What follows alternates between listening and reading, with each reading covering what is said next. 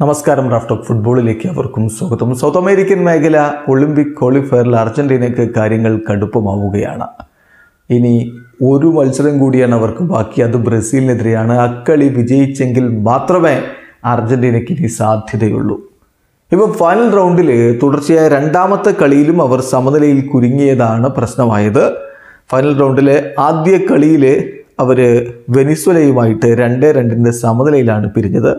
അതിനുശേഷം ഇപ്പോൾ പുലർച്ചെ നടന്ന മത്സരത്തിൽ അവർ 3-3 സമനിലയിൽ പരാഗ്വയോട് കുരുങ്ങിയിരിക്കുന്നു. മത്സരത്തിൻ്റെ 3-ാമത്തെ മിനിറ്റിൽ തന്നെ സൊളാരിയിലൂടെ അർജന്റീന ലീഡ് എടുത്തതാണ്. പക്ഷെ 42-ാമത്തെ മിനിറ്റിൽ ഗോമസിലൂടെ പരാഗ്വയ് ആ ഗോൾ മടക്കുകയായിരുന്നു. തുടർന്ന് രണ്ടാം പകുതിയിൽ 70-ാമത്തെ മിനിറ്റിൽ ന്യൂനസ് ഡുറാറ്റെ പരാഗ്വയ്ക്ക് ലീഡ് നേടിക്കൊടുത്തു. 84-ാമത്തെ മിനിറ്റിൽ പെനാൽറ്റിയിലൂടെ തിയാഗോ അൽമെയ്ഡ അർജന്റീനയെ ഒപ്പമെത്തിച്ചെങ്കിലും 90-ാമത്തെ മിനിറ്റിൽ ഗോൺസലസ് നേടിയ ഗോളിന് പരാഗ്വ വിജയം ഉറപ്പിച്ചു എന്ന് കരുതിയതാണ്. എന്നാൽ 97-ാമത്തെ മിനിറ്റിൽ, അതായത് ഇഞ്ചുറി ടൈമിൻ്റെ അവസാന ഘട്ടത്തിൽ റെഡൻഡോ നേടിയ ഗോൾ അർജന്റീനയെ രക്ഷിക്കുകയായിരുന്നു. അല്ലായിരുന്നെങ്കിൽ പരാജയപ്പെട്ട് ഒളിമ്പിക് ക്വാളിഫിക്കേഷൻ എന്ന സ്വപ്നം തന്നെ ഇല്ലാതെയായി അർജന്റീന പുറത്തു പോകുമായിരുന്നു.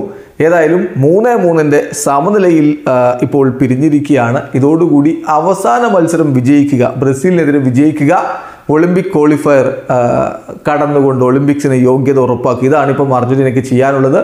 ഈ ക്വാളിഫയറിൻ്റെ ആദ്യ റൗണ്ടിൽ നോക്കുക, അർജന്റീന കളിച്ച 4 കളികളിൽ 2 സമനിലയായിരുന്നു.